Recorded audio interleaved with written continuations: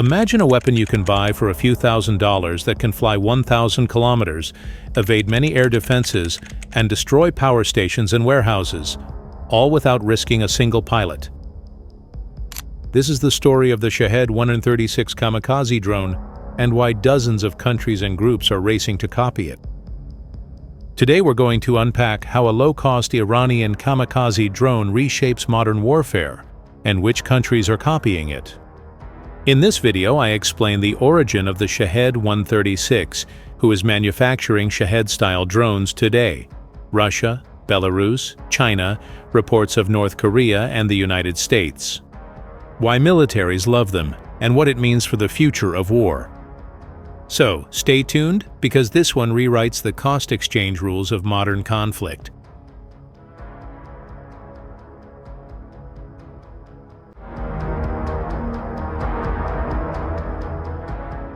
The Shahed-136 was developed in Iran by Shahed Aviation Industries as a loitering munition, small delta-wing aircraft built to loiter and then strike a target by impact. The Shahed-136 emerged as a workhorse one-way drone with a long-range, simple guidance, and a 30 to 50 kilogram warhead, enough to ruin a high-value asset if allowed to hit. It first appeared in force in 2022 when Russia used Iranian Shahed-style drones, often called Geran-2 in Russian service, in attacks on Ukraine. That combat debut proved the concept: cheap, hard to fully stop when launched in large numbers, and devastating to infrastructure. Here's the core. Modern air defenses are built to stop fast, expensive aircraft and guided missiles. Shahed-136-style loitering munitions force defenders to respond to thousands of low-cost, one-way weapons instead. When an attacker can flood a front with hundreds of cheap kamikaze drones, the defender faces a terrible arithmetic: shoot down dozens at high cost, or let a few slip through and accept damage. That imbalance is why militaries across continents are paying attention and why copycats are multiplying.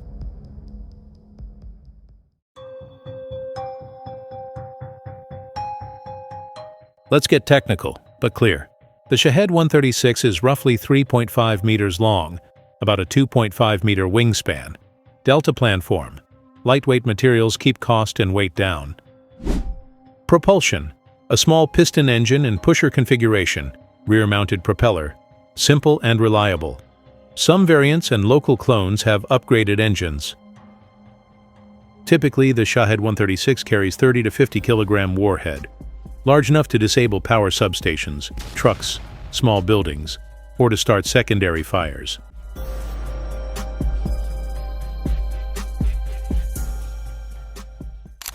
Launch. Rocket-assisted takeoff is used to boost the drone initially. The rocket is jettisoned and the piston engine takes over. Launch can be truck-mounted and dispersed. Guidance. A cheap inertial navigation corrected by GPS or GLONASS stack, waypoint navigation uploaded pre-launch.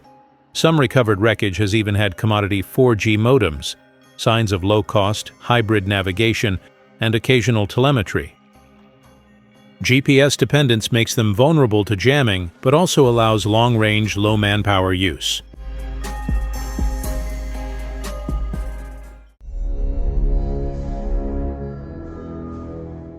This is not just Iran anymore. Russia has produced its own Shahed-style versions, Geran-2 and the newer Geran-3 jet variant, at scale and localized many components.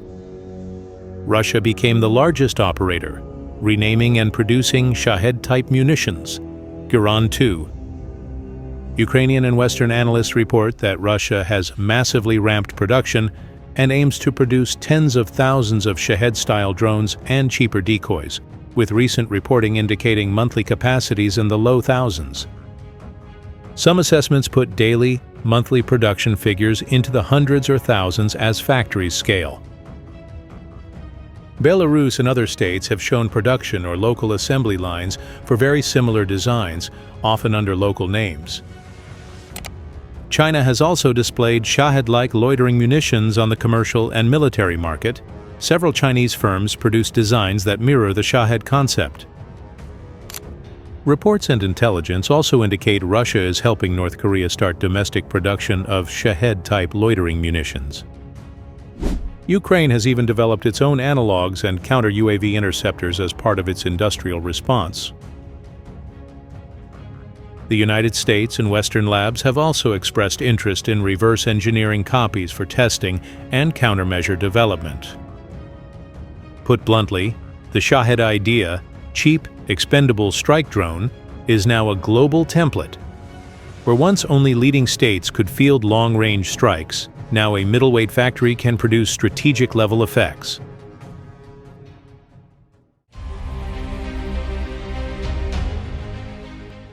In Ukraine, Shahed-type drones changed the pattern of attacks. Targets set, primarily power infrastructure, rail hubs, fuel depots, and logistics nodes, all vulnerable fixed targets that multiply damage when struck repeatedly. Major waves in late 2022 and again in 2023 to 2025 caused widespread blackouts and damage to heating systems and rail operations. Some of the most damaging strikes used massed waves timed at night or during critical service periods.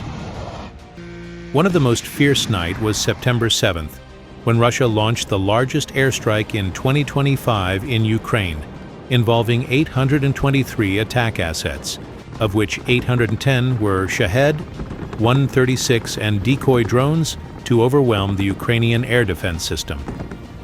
This sheer number indicates the extensive use of Shahed-136 drone in modern warfare, where technology dominates but still face challenge to a low-cost drone.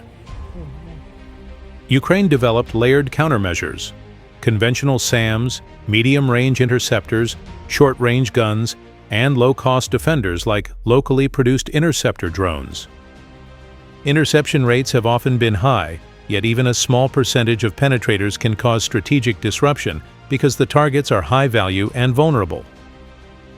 Analysts have tracked periods with hundreds of drones launched daily during peak months. That scale strains any defense. Overall, the Shahed phenomenon accelerates a shift toward lower-cost attrition warfare in the air domain, meaning more frequent strikes, more dispersed damage, and a larger role for unmanned expendable systems. In under a decade, a rough, inexpensive flying bomb changed how states fight. The Shahed-136 didn't invent loitering munitions, but it perfected a recipe: cheap parts, mass production, long reach, and an operational concept that overwhelms traditional defenses. That combination forced an ugly arithmetic on defenders: protect everything and bleed resources, or accept periodic strategic hits. The consequence is simple but profound. Modern air power is no longer reserved for the few. It's become, in part, an industrial contest: who can produce tens of thousands of inexpensive, effective weapons, and who can field affordable defenses that stop them.